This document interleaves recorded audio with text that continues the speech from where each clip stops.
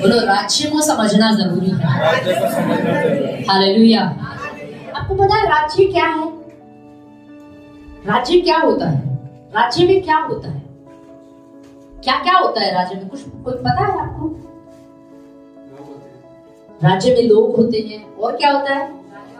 राजा होता है। सबसे मुख्य तो क्या होता है? राजा होता है। कौन होता है? राजा होता है। और राजा की क्या होती है? एक प्रजा होती है। तो उसको क्या बोलते हैं? राज्य। इसको क्या बोलते हैं? राज्य। तो हमारा राजा कौन है? यीशु मसीह। कौन है? और हम उसकी क्या है? प्रजा है। तो प्रजा को कुछ काम दिया जाता है। राज्य के अंदर कुछ काम होता है। क्या होता है? कुछ काम होता है। सबका अपना अपना काम बटा हुआ होता है राज्य के अंदर। आप लोगों को तलवार बनानी है, आपको धनुष बनाना है, आपको तलवार पैनी करनी है ना? तो सबको अलग अलग क्या है? काम दिया जाता है। राज्य के अंदर लोगों को अलग अलग काम बांट दिया जाता है। ठीक उसी प्रकार से हमें यीशु मसीह के राज्य को समझना जरूरी है। देखिए, यीशु मसीह राजा है, तो मैं और आप उसकी प्रजा हैं। तो उसकी प्रजा को अपने काम को समझना है कि उसके राज्य में मेरा क्या रोल है। समझ रहे? हम उसके राज्य से जुड़ गए हैं, उसकी प्रजा में शामिल तो हो गए हैं, पर उसके राज्य में शामिल हो गए, उसकी प्रजा से जुड़ गए हैं। तो अब हमारा कुछ काम है कि नहीं है? कोई तो हमारी जिम्मेदारी है ना। घर में एक मुखिया होता है। कौन होता है?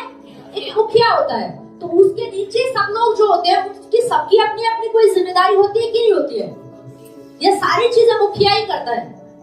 नहीं, सबका अपना काम बटा होता है। आपको सफाई करनी है, आपको बाहर का काम करना है, आपको अंदर का काम करना है ना? सबका अपना अपना काम क्या है? बटा हुआ होता है। और सब अपने काम को पूरी वफादारी और ईमानदारी से करते हैं। क्या करते हैं? पूरी ईमानदारी से करते हैं। अगर काम पूरी ईमानदारी से ना हो तो क्या होगा? परिवार में क्या हो जाती है? गड़बड़। मैं और आप परमेश्वर के राज्य के अंदर हैं। हमारा, मेरा और आपका कुछ काम है उस राज्य के अंदर। पर सोचने की बात है, क्या हम उस राज्य में काम कर रहे हैं? जो हमारा काम है, क्या हम उस काम को कर रहे हैं? आपको पता है राज्य कितना जरूरी है? यीशु मसीह से पहले जब यूहन्ना जो आखिरी नबी था, जब वो आया तो उसने कहा मन फिराओ, क्योंकि स्वर्ग का राज्य क्या है? निकट है। उसने नहीं कहा छंगाई निकट है, आशीष निकट है, छुटकारा निकट है, पर उसने क्या कहा? मन फिराओ, क्योंकि स्वर्ग का राज्य क्या है? निकट है। इसका मतलब राज्य को समझना क्या है? जरूरी है। यूहन्ना राज्य का प्रचार कर रहा है।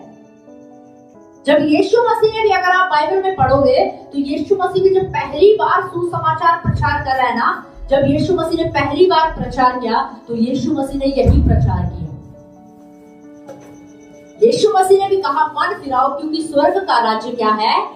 निकट है। क्या है ये राज्य? इस राज्य को समझना जरूरी है। स्वर्ग का राज्य क्या है? स्वर्ग में क्या होता है हमें समझना पड़ेगा। स्वर्ग में परमेश्वर की महिमा होती है, उसकी आराधना होती है। स्वर्ग में दूत उसकी आज्ञा मानते हैं। पृथ्वी पर उसका राज्य है। उसका राज्य का मतलब है पृथ्वी पर परमेश्वर की, यीशु की इच्छा पूरी हो। हालेलुया।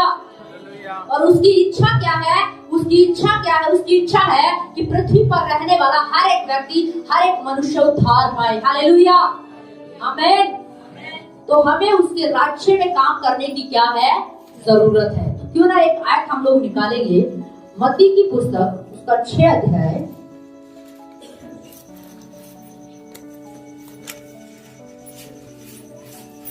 उसका 6 अध्याय, उसका 31 से पढ़िएगा। क्या लिखा है? मत्ती की, इसीलिए तुम चिंता करके यह ना कहना कि हम क्या खाएंगे या क्या पिएंगे या क्या पहनेंगे। ध्यान से सुनिए, क्योंकि अन्य बस ध्यान से सुनिए। यहाँ पर यीशु मसीह कुछ लोगों से बात कर रहे हैं, अपने चेलों को भी सिखा रहे हैं, शिक्षा दे रहे हैं। और यहाँ पर यीशु मसीह ने क्या कहा? अगर आप शुरू से पढ़ोगे ना तो इसमें लिखा है कोई भी मनुष्य 2 स्वामियों की सेवा क्या है? नहीं कर सकता। दो स्वामियों की सेवा नहीं कर सकता। तो यीशु मसीह इसी बारे में आगे शिक्षा देते हुए आए। यीशु मसीह ने फिर क्या कहा कि इसीलिए तुम चिंता करके यह न कहना कि हम क्या खाएंगे। पहली बात तो यीशु मसीह अपनी कलीसिया से, अपने लोगों से क्या कह रहा है? तुम्हें क्या नहीं करनी? चिंता नहीं करनी। ओ पता नहीं मुझे घर मिलेगा कि नहीं मिलेगा, पता नहीं नौकरी मिलेगी कि नहीं मिलेगी, पता नहीं कल का खाना मिलेगा कि नहीं मिलेगा। जिसने आपको पेट दिया है वो कल आपको भोजन भी देगा। जिसने आपको शरीर दिया है वो आपको पहनने के लिए वस्त्र भी देगा। जिसने आपको जीवन दिया है वो आपको पीने के लिए भी देगा। हालेलुया। पर हमारी चिंता क्या होती है? यीशु मसीह क्या कह रहा है? इसीलिए तुम चिंता करके ये मत कहना। देखो, चिंता आ सकती है, दिमाग में चिंता आ सकती है। आपको नौकरी नहीं मिल रही, आप काफी टाइम से आप सोच रहे पता नहीं मुझे नौकरी मिलेगी कि नहीं मिलेगी, आप सोच सकते हैं। पर यीशु मसीह क्या कह रहा है? चिंता करके ये मत कहना, यानी कि अपने मुंह से क्या है? मुंह से मत बोलना। चिंता आ गई है, कोई बात नहीं, उसको अंदर ही रहने दे, उसको बाहर मत आने दे। अपने मुंह से बोल कर अंगीकार मत कर कि मैं क्या खाऊंगा, मैं क्या पहनूंगा, मैं कहाँ रहूंगा, पता नहीं नौकरी मिलेगी कि नहीं मिलेगी, पता नहीं पत्नी मिलेगी कि नहीं मिलेगी, बच्चे होंगे कि नहीं होंगे, परिवार आगे बढ़ेगा कि नहीं बढ़ेगा। यीशु मसीह क्या कह रहा है? कह रहा चिंता करके ये मत कहना कि हम क्या खाएंगे और क्या पहनेंगे और क्या पिएंगे। पर कलीसिया क्या करेगा? और आगे क्या लिखा है, पढ़िए। क्योंकि अन्य जाति इन सब वस्तुओं की खोज में रहते हैं, पर तुम्हारा स्वर्गीय पिता जानता है कि तुम्हें इन सब वस्तुओं की आवश्यकता है। हाँ, लिखा है अन्य जाति लोग जो यीशु को नहीं जानते वो इन सब बातों की चिंता करते हैं कि नौकरी कब मिलेगी, पत्नी कब मिलेगी, बच्चे कब मिलेंगे। पर जो यीशु पर विश्वास करते हैं उन्हें पता है कि मेरे परमेश्वर को पता है कि मुझे नौकरी की जरूरत है, अब मेरी उम्र हो गई है तो मुझे शादी की जरूरत है, अब समय आ गया है मुझे बच्चों की जरूरत है, अब समय आ गया है मुझे गाड़ी की जरूरत है, एक घर की जरूरत है। आपका स्वर्गीय पिता, आपका परमेश्वर जानता है कि इन सब चीजों की आपको क्या है? जरूरत है। आपको जरूरत है। यीशु मसीह कह रहा है ये आपको जरूरत है, पर आपका स्वर्गीय पिता जानता है और वो उचित समय पर आपके लिए क्या कर देगा? पूरा करेगा। पर हमारी चिंता क्या होती है? शादी कब होगी, बच्चे कब होंगे, पत्नी मिलेगी कि नहीं मिलेगी, नौकरी मिलेगी कि नहीं मिलेगी, अच्छे स्कूल में एडमिशन होगा कि नहीं होगा। यीशु मसीह कह रहा है तुम इन सब बातों की चिंता मत करो। पर हम फिर भी क्या करते हैं? चिंता करते हैं। पता नहीं मेरा सिलेक्शन होगा कि नहीं होगा, पता नहीं मेरा सिलेक्शन होगा कि नहीं होगा, मेरी उम्र हो गई है, मैं 30 साल का हो गया हूँ, मैं 30 साल की हो गई हूँ, पता नहीं मेरी शादी होगी कि नहीं होगी। क्यों नहीं होगी? वचन में लिखा जो उसका भय मानते हैं उनको भली पत्नी मिलेगी। फिर हम क्यों चिंता करते हैं? पता नहीं नौकरी मिलेगी कि नहीं मिलेगी, बिजनेस सफल होगा कि नहीं होगा, क्यों चिंता करते हो? बाइबल कहती है जिस काम में तुम हाथ डालोगे तुम्हें सफलता मिलेगी। हालेलुया। पर हम क्या करते हैं? चिंता करते। बाइबल में लिखा चिंता करके तुम क्या करोगे? तुम एक बाल को भी काला और सफेद नहीं कर सकते। क्या चिंता करके हम नौकरी ले सकते हैं? क्या चिंता करके शादी कर सकते हैं? नहीं। पर यही बात है जो कलीसिया को सालों साल समझ में नहीं आती है और वो चिंता करने में लगी रहती है। उन्हें लगता है हमारे चिंता करने से हमारा काम क्या हो जाएगा? आसान हो जाएगा, बन जाएगा। पर यीशु मसीह कह रहा है चिंता मत करो, तुम्हें इन सब बातों की चिंता करने की जरूरत नहीं है, क्योंकि तुम्हारा स्वर्गीय पिता जानता है मेरे बेटे को, मेरी बेटी को किस चीज की जरूरत है। अब इसका समय आ गया है, इसे इस चीज की जरूरत है, उसे पता है। पर यीशु मसीह क्या कह रहा है? चिंता मत करो। अब क्यों नहीं करना है? आगे क्या लिखा है, पढ़िए। इसीलिए पहले तुम परमेश्वर के राज्य और उसकी धर्म की खोज करो तो ये सब वस्तुएं तुम्हें मिल जाएगी। हाँ, देखो बाइबल में क्या लिखा है। अब यीशु मसीह क्या कह रहा है? इसीलिए तुम पहले परमेश्वर के राज्य है। यहाँ पे देखिए जो धर्म लिखा है ना, उसका सही वर्ड जो है वो धार्मिकता है। ये हिंदी में है, हिंदी में लिखने में थोड़ा मिस्टेक है, तो इसमें का जो सही वर्ड जो है वो है क्या है? धार्मिकता, परमेश्वर की धार्मिकता। तो यीशु मसीह क्या कह रहा है? कह रहा है इसीलिए तुम परमेश्वर के राज्य और उसकी धार्मिकता की क्या करो? खोज करो। देखो, चिंता नहीं करना, अगर चिंता से बचना है तो यीशु मसीह क्या कह रहा है? पहले तुम उसके राज्य और धार्मिकता की क्या करो? खोज करो। अब राज्य क्या है? राज्य क्या है? कि इस पृथ्वी पर यीशु मसीह की, परमेश्वर की क्या पूरी हो? इच्छा पूरी हो। हर एक व्यक्ति उद्धार पाए, हर एक आत्मा बचाई जाए, मानव जाति क्या पाए? उद्धार का। ये है परमेश्वर की इच्छा। और क्या लिखा है? तुम उसके राज्य और धार्मिकता की क्या करो? खोज करो। ये जो खोज करने वाला जो वर्ड है ना, ये यहाँ पर हमें रुकने की जरूरत है। हमें खोज करने की जरूरत है। क्या करने की जरूरत है? खोज करने की जरूरत है। आज कलीसिया को समझना है कि मैं और आप क्या खोज रहे हैं। यीशु मसीह कह रहा है तुम्हें रोटी, कपड़ा, मकान खोजने की जरूरत नहीं है। वो कह रहा है इस पर से अपना ध्यान हटा दो, इसे मत खोजो। कह रहा तुम मेरे राज्य और धार्मिकता की क्या करो? खोज करो। पर हम किन चीजों की खोज करते हैं? आज हम खोज करते रहते हैं। आज हमारा फोकस है ना, सच में कलीसिया का फोकस है ना, राज्य से हटकर सांसारिक जो चीजें हैं, नौकरी है, बच्चे हैं, पत्नी है, परिवार है, इन सब चीजों पर आकर रुक गया है। यीशु मसीह नहीं कह रहा है तुम्हें ये नहीं मिलेगा, वो ऐसा नहीं कह रहा है। कह रहा है वो तुम्हारी जरूरत को जानता है, उचित समय पर वो पूरी करेगा, तुम्हें मिलेगा। पर यीशु मसीह क्या कर रहा है? पहले इन सारी चीजों से पहले तुम्हें क्या करना है? राज्य और धार्मिकता की खोज करनी है, तो ये सब तुम्हें क्या है? मिल जाएगा। इसका मतलब हमें खोज किसकी करनी चाहिए? राज्य और धार्मिकता की खोज करनी चाहिए। तो क्या लिखा है? नौकरी भी पीछे पीछे आएगी, अच्छी भली स्त्री भी पीछे आएगी, अच्छे बच्चे आपको मिलेंगे, अच्छी आशीष आपको मिलेगी। आपको इन चीजों के पीछे भागने की जरूरत नहीं पड़ेगी।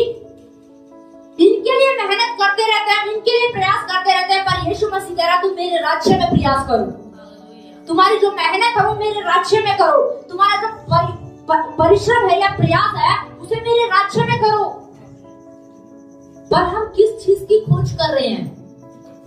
आज हमारी प्रार्थना है, हम प्रार्थनाएं करते हैं, हम प्रार्थनाओं में क्या खोज रहे हैं? आज कलीसिया को समझने की जरूरत है कि वो प्रार्थनाओं में क्या खोज रही है। आज कलीसिया की प्रार्थना अपनी जरूरत से शुरू होती है, जरूरत पर आकर खत्म हो जाती है। जबकि यीशु मसीह ने जब अपने चेलों को प्रार्थना करना सिखाया तो यीशु मसीह ने क्या कहा? तेरा राज्य आए। क्या आए? तेरा राज्य आए। उसके बाद आप आगे बढ़ोगे ना तो वहां लिखा है मेरी दिन भर की रोटी हमें क्या है? दे। पर हम क्या करते हैं? जब हम शुरुआत करते हैं ना, हम प्रार्थना में क्या खोजते हैं? हम रोटी ही खोजते हैं, रोटी पर ही खत्म कर देते हैं। कपड़ा खोजते हैं, घर खोजते हैं, वहीं से शुरू करते, वहीं पर खत्म कर देते हैं। और हम सोचते हैं कि हमने प्रार्थना क्या है? कर ली। अब समझने की जरूरत है मैं और आप प्रार्थना में क्या खोज रहे हैं। खोजने का मतलब क्या? आप क्या ऐसे ही ढूंढने चले ना बढ़ो राज्य कहाँ मिलेगा? राज्य का खोजने का मतलब है आप अपनी प्रार्थनाओं में क्या खोज रहे हैं, आप अपनी प्रार्थनाओं में परमेश्वर से क्या मांग रहे हैं। आज हम प्रार्थना करते प्रभु अच्छी नौकरी दे दे, अच्छी पत्नी दे दे, अच्छे बच्चे दे दे, अच्छी शादी कर दे, अच्छी पत्नी मिल जाती है। प्रार्थना करते प्रभु अच्छी पत्नी दे देता है, पर उसके बाद क्या? क्या उसके बाद हम उसके राज्य से जुड़े हैं? प्रभु अच्छी पत्नी दे दे तो मैं अपनी पत्नी के साथ मिलकर सेवा करूंगा। अच्छी पत्नी आ गई, शादी हो गई, सब कुछ हो गया, पर अब प्रार्थना भी पहले 2 घंटे प्रार्थना थी, अब 1 घंटे की प्रार्थना हो गई। क्यों?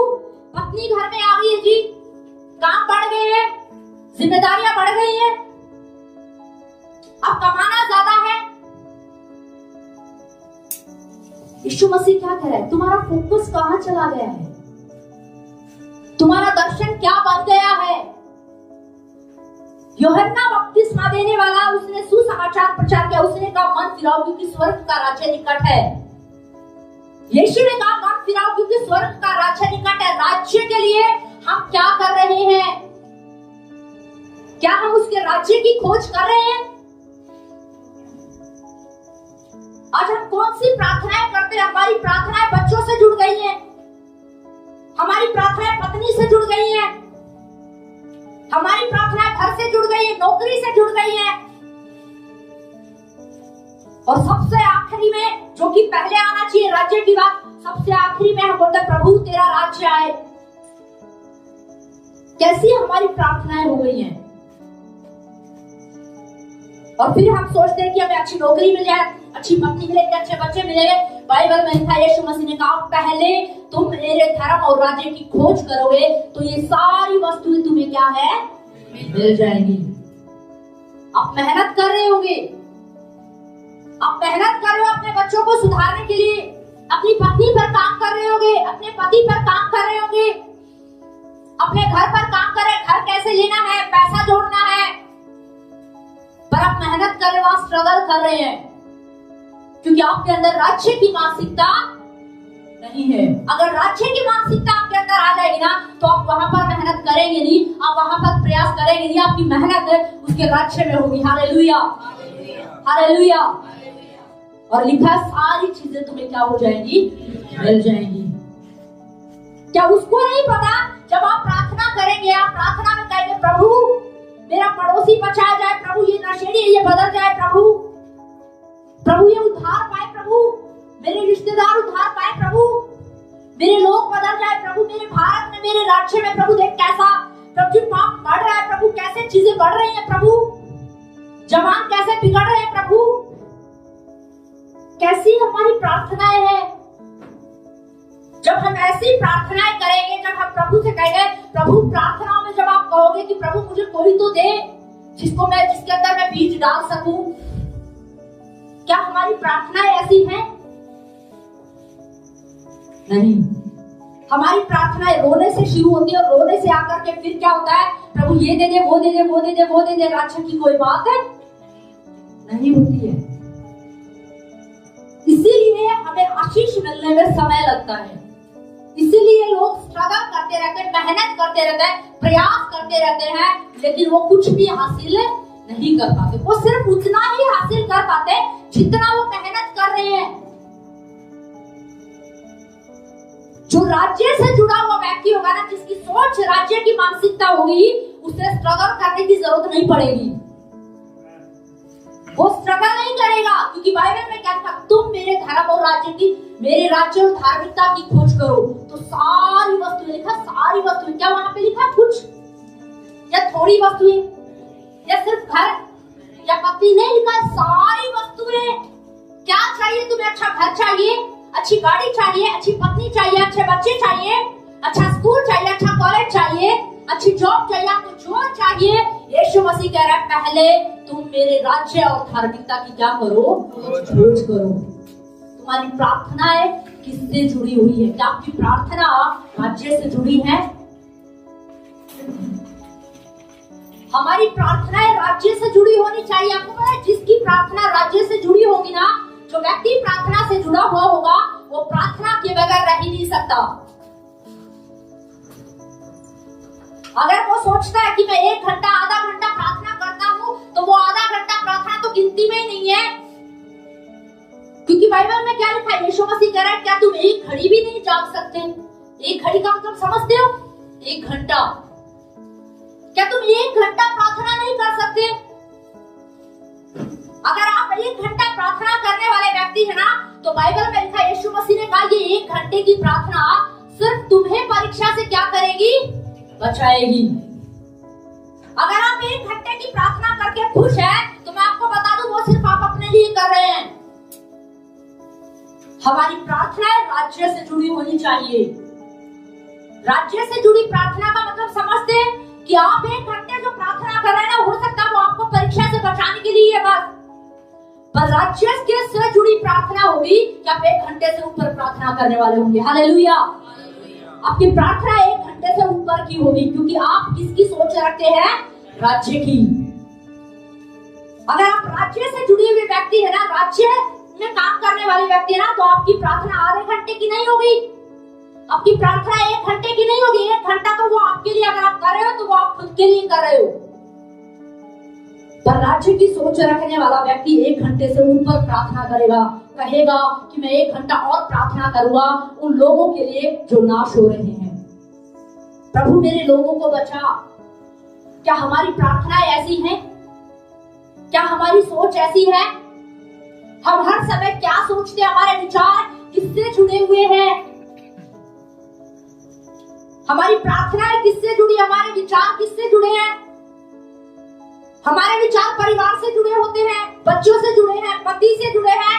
ओ मेरा पति ड्यूटी करके आएगा, मुझे उसके लिए खाना तैयार करना, हर चीज रेडी करनी है। शादी में जाना, आपके विचार किससे जुड़े हैं? हर चीज के बारे में सोचते हैं। 1 महीने बाद शादी आएगी, उससे पहले से हम सोचना शुरू कर देते हैं, कौन सा गाउन पहनना है, कहां से ड्रेस खरीदना है। नहीं, मैं तो दिल्ली से ड्रेस लूंगी। गलत नहीं है, ये सोचना गलत नहीं है, पर आपकी सोच किससे जुड़ी है? राज्य से जुड़ा व्यक्ति है ना, जब सुबह उठेगा ना तो प्रार्थना करके वो पूछेगा, प्रभु आज तो कोई तो व्यक्ति मुझे दे जिसको मैं तेरे बारे में बता सकूं। राज्य से जुड़ा व्यक्ति जब सुबह उठेगा ना तो वो उठते ही धन्यवाद करेगा और प्रार्थना करेगा, प्रभु आज मैं ऑफिस में जा रहा हूँ, आज मैं स्कूल में जा रहा हूँ, आज मैं कॉलेज में जा रहा हूँ, प्रभु कोई तो व्यक्ति मुझे दे जिसको मैं तेरे बारे में बता सकूं। Hallelujah, hallelujah. राज्य की मानसिकता रखने वाला व्यक्ति ऐसा होता है। आज हमारी प्रार्थनाएं कैसी हो गई हैं? पत्नी के लिए प्रार्थना कर रहे थे, पत्नी मिल गई। पहले 2 घंटे प्रार्थना करते थे क्योंकि पत्नी मिल नहीं रही थी, बच्चे हो नहीं रहे थे, इसलिए 2 घंटे प्रार्थना कर रहे थे। नौकरी मिल नहीं रही थी, इसलिए 2 घंटे प्रार्थना कर रहे थे। अब नौकरी मिल गई तो अब आधे घंटे की प्रार्थना भी नहीं है। क्यों? क्योंकि नौकरी में व्यस्त हो गए हैं। किस में व्यस्त हो गए हैं?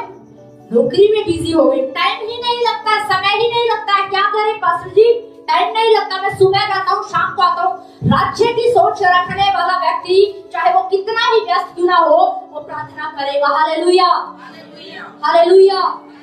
राज्य की सोच रखने वाला व्यक्ति ये नहीं कहेगा कि मेरे पास टाइम नहीं है, मेरे बच्चे हैं, परिवार है, मैं कैसे करूं, मेरे पास समय नहीं। जो राज्य की सोच रखता है, जो राज्य से जुड़ा है, वो इस प्रकार के बहाने कभी नहीं करेगा। आज हम हर चीज के लिए समय निकाल लेते हैं, पर उसके राज्य के लिए क्या कर रहे हैं? मैं आपको बता रही हूँ, आप और चीजों के लिए समय भले ही मत निकालिए। आपको 100% ये बात बोल रही हूँ, क्योंकि बाइबल का सिद्धांत क्या कह रहा है? यीशु मसीह ने कहा, पहले तुम मेरे राज्य और धार्मिकता की खोज करो तो सारी वस्तुएं तुम्हें क्या है? मिल जाएंगी। पर आज हमारी प्रार्थनाएं किससे जुड़ी है? हमारी सोच किससे जुड़ी है? क्या हमारी नौकरी प्रभु के राज्य से जुड़ी है? आप सोचोगे आप अपनी नौकरी को प्रभु के राज्य से कैसे जोड़े? आप जोड़ सकते हैं, आप उसे जोड़ सकते हैं। महीने में कलीसिया में कोई प्रार्थना हो रही है, ओ पास्टर आप छुट्टी कैसे ले? आप ले सकते हैं। अगर आप राज्य की सोच रखते हैं तो आप छुट्टी ले सकते हैं। अगर आप राज्य की सोच रखने वाले व्यक्ति हैं, नौकरी करने के बाद भी 12 घंटे 10 घंटे की ड्यूटी करने के बाद भी आप प्रार्थना करेंगे कि प्रभु मेरे हरियाणा में, मेरे भारत में, मेरे परिवार में तेरा राज्य आए। Hallelujah, hallelujah. क्योंकि वो किस सोच में चलने वाला व्यक्ति है? राज्य की सोच रखने वाला व्यक्ति। आज हमारी प्रार्थनाएं क्या है? हम सोचते हैं कि चीजें सही हो जाएगी ना, तब हम प्रभु के राज्य में काम करेंगे। प्रभु एक भली स्त्री दे दे प्रभु, जिसके साथ मैं मिलकर सेवा कर सकूं। एक स्त्री मिल गई, पर पत्नी भी चर्च नहीं है, बच्चे भी चर्च में नहीं है। क्यों? क्योंकि राज्य की सोच नहीं है। हम अपनी मेहनत से चीजों को बदलने की कोशिश कर रहे हैं, प्रयास करने की कोशिश कर रहे हैं। पर मैं आपको बता दूं, अगर आप राज्य से जुड़ गए ना तो आपको वहां मेहनत करने की जरूरत नहीं पड़ेगी। पर हमारी सोच क्या होनी चाहिए? राज्य से जुड़ी होनी चाहिए। क्या हमारी नौकरी राज्य से जुड़ी हुई है? एक समय था हम नौकरी मांग रहे थे, प्रभु नौकरी दे दे, नौकरी दे दे, प्रभु अच्छी नौकरी दे दे। जब नौकरी नहीं थी तो हाथ में कुछ भी नहीं था, अब नौकरी आ गई तो सैलरी हाथ में आ गई, पर अब सैलरी में से दशमांश कैसे दे, अब भेंट कैसे दे, क्योंकि घर की जरूरतें पूरी नहीं होती हैं। नौकरी करना गलत नहीं है, पर अपनी नौकरी को आप राज्य से जोड़ लीजिए। हालेलुया। आपकी नौकरी राज्य से जुड़ी होनी चाहिए। प्रभु मैं नौकरी कर रहा हूं, पर जब भी मीटिंग होगी पहले मीटिंग होगी प्रभु जो उस नौकरी से जो मैं कमा रहा हूँ, प्रभु जो आशीष मेरे पास आई है, मैं अपना समय पर दशमांश दूंगा। प्रभु जो बीज है वो भी दूंगा, उससे ऊपर है प्रभु तेरी राज्य के लिए मैं उन आत्माओं के लिए बीज बोऊंगा प्रभु जिन्हें उद्धार पाने की जरूरत है। हालेलुया। ये है राज्य की सोच। एक प्रभु के जन बता रहे थे, उन्होंने कहा मैं वरदानों के लिए बीज बोता हूँ। मैं हैरान थी सुनकर, वो वरदानों के लिए बीज बो रहे थे, तो मेरे मन में आया प्रभु आत्माओं के लिए बीज बोना चाहिए। Hallelujah, hallelujah. एक राज्य की सोच रखने वाला व्यक्ति है ना, अपने आप रास्ते बनाएगा कि मुझे प्रभु के राज्य से कैसे जुड़ना है। उसे बोलने की जरूरत नहीं पड़ेगी कि आपको समय पे चर्च आना है, कोई भी चर्च का काम हो आपको करना है। नहीं, वो राज्य से जुड़ा हुआ होगा तो वो कभी ये बोलेगा ही नहीं कि मेरे पास समय नहीं है। पर होना क्या है, हमें किससे जुड़े रहना है? राज्य से। राज्य से जुड़ा हुआ व्यक्ति नहीं करेगा कि मैं कैसे करूं, मेरे पास टाइम नहीं है, मुझे समय नहीं मिलता, मैं थक जाता हूं। राज्य की सोच रखने वाला व्यक्ति करेगा। क्यों ना एक वचन निकालेंगे,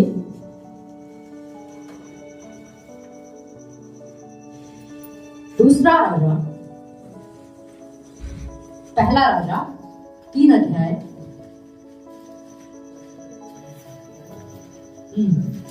पहला राजा 3 अध्याय उसका 9 से पढ़े।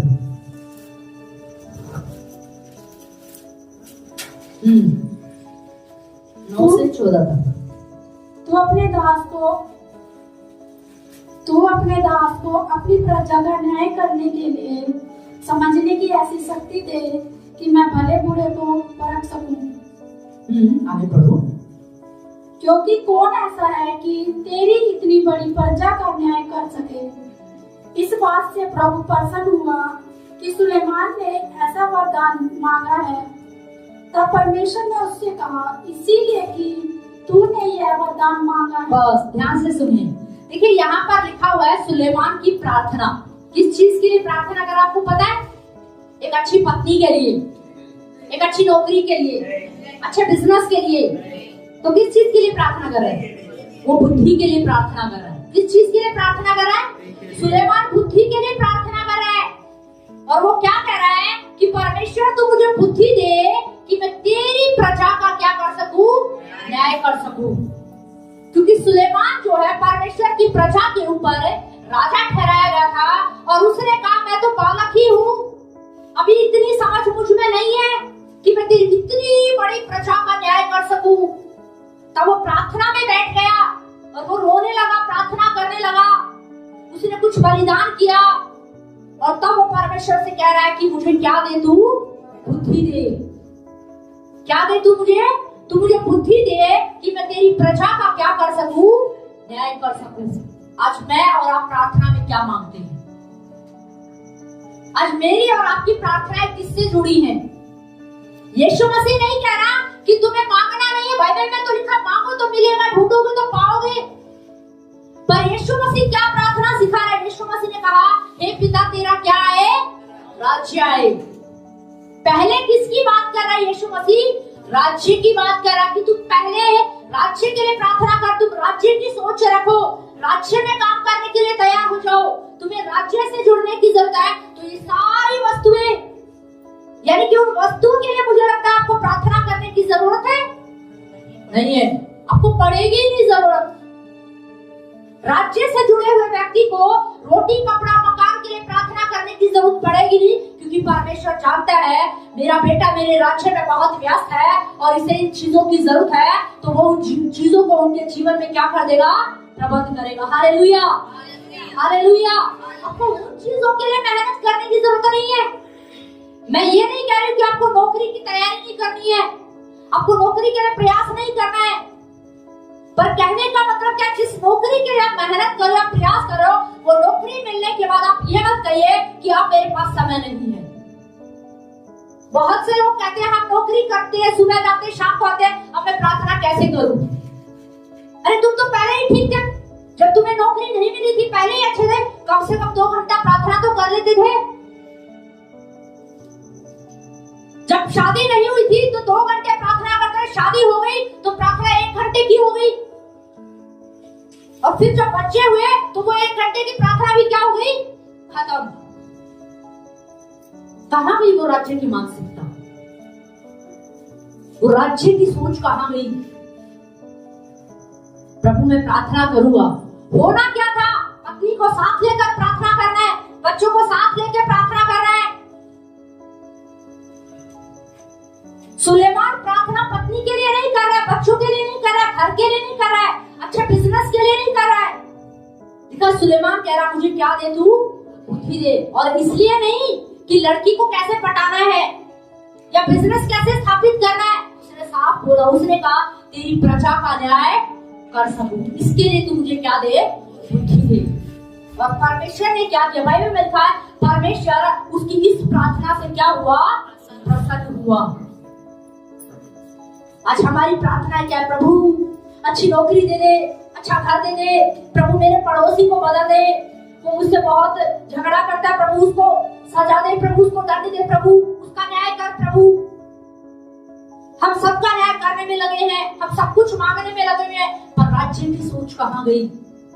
यीशु मसीह कह रहा पहले तुम मेरे धर्म और राज्य की खोज करो, तुम्हें मेहनत करने की जरूरत नहीं पड़ेगी। बाइबल का सिद्धांत कह रहा है तुम्हें मेहनत कर, तुम्हें संघर्ष करने की जरूरत नहीं पड़ेगी। इसका मतलब ये नहीं है कि हमें नौकरी करना नहीं है, नौकरी की तलाश नहीं करनी है, पर आपको बस यही नहीं रहेगा हाय नौकरी, हाय नौकरी, हाय पत्नी, हाय पत्नी, हाय बच्चे, हाय बच्चे, और इस चक्कर में हम प्रार्थना भी नहीं कर रहे, समय पर कलीसिया भी नहीं आते, हमारी प्रार्थना भी खत्म होगी, समय पे आना भी खत्म हो गया, पास ने कोई काम दिया था याद ही नहीं है, क्योंकि दिमाग में क्या है, बस नौकरी, दिमाग में क्या घुस गया है, नौकरी। इसीलिए हमें याद ही नहीं है कि पास्टर ने हमें कोई काम दिया था, कोई जिम्मेदारी थी, हमें सैटरडे को जाके कुछ करना है, हमें नाइट प्रेयर में जाना है, फ्राइडे को भी प्रेयर में जाना है, इसलिए हमें याद नहीं है, क्योंकि हमारी सोच कहां है। लिखा है जब सुलेमान ने ऐसी प्रार्थना की तो बाइबल में लिखा परमेश्वर उसकी इस प्रार्थना से क्या हुआ, प्रसन्न हुआ, खुश हो गया। और जब परमेश्वर उसकी इस प्रार्थना से खुश हो गया, कौन सी प्रार्थना से परमेश्वर खुश होता है? जरूरी नहीं है कि आपको प्रार्थना में रोना ही है, आपको गिड़गिड़ाना है, पर आपके शब्द क्या हैं? आज हमारी प्रार्थना होनी चाहिए, प्रभु जब रात में सोते हो ना तो आपकी प्रार्थना होनी चाहिए, प्रभु सुबह मैं ड्यूटी जाऊंगा, प्रभु मेरे ऑफिस में कोई तो एक व्यक्ति प्रभु मुझे दे, कुछ भी है प्रभु एक व्यक्ति मुझे दे जिसको मैं आपके बारे में बता सकूं। प्रभु कोई तो रास्ते में जब मैं जाऊं तो कोई तो एक आत्मा मुझे दे जिसको मैं सुसमाचार प्रचार कर सकूं। आपकी इस तरह को प्रभु देखेगा, और याद रखिए परमेश्वर किसी ना किसी को आपके लिए रखेगा। Hallelujah, hallelujah. पर हमारी सोच क्या है? जब आप अपने ऑफिस में जाते हो ये सोचने के बजाय आज मैं उससे बात नहीं करूंगी, उससे बात नहीं करूंगी, वो सही नहीं है, वो अच्छा नहीं है, ये सोचने के बजाय आपको ऑफिस में राज्य की सोच रखने वाला व्यक्ति, आपको पता ऑफिस के अंदर घुसते ही क्या सोचेगा, प्रभु कितनी सारी आत्माएं, प्रभु इनमें से एक तो मुझे दे जिसको मैं तेरे बारे में बता सकूं। Hallelujah, hallelujah. राज्य की सोच रखने वाला व्यक्ति है। हॉस्पिटल में जब हम जाते हैं ना, ये सोचने की बजाय अरे मेरा नंबर कब आएगा, इतनी लंबी लाइन है, आ जाएगा समय पर, कोई बात नहीं, पर आप ये सोचो अगर राज्य की सोच आपके अंदर है तो आप सोचोगे ओ प्रभु इतनी सारी आत्मा, इतने सारे लोग, प्रभु ये सब नाश हो जाएंगे, प्रभु इनमें से तो किसी को तो मुझे दे। हालेलुया। ये है राज्य की सोच। ये क्या है? ये है राज्य की सोच। और जब परमेश्वर प्रसन्न हुआ तो आगे क्या लिखा है, पढ़िए।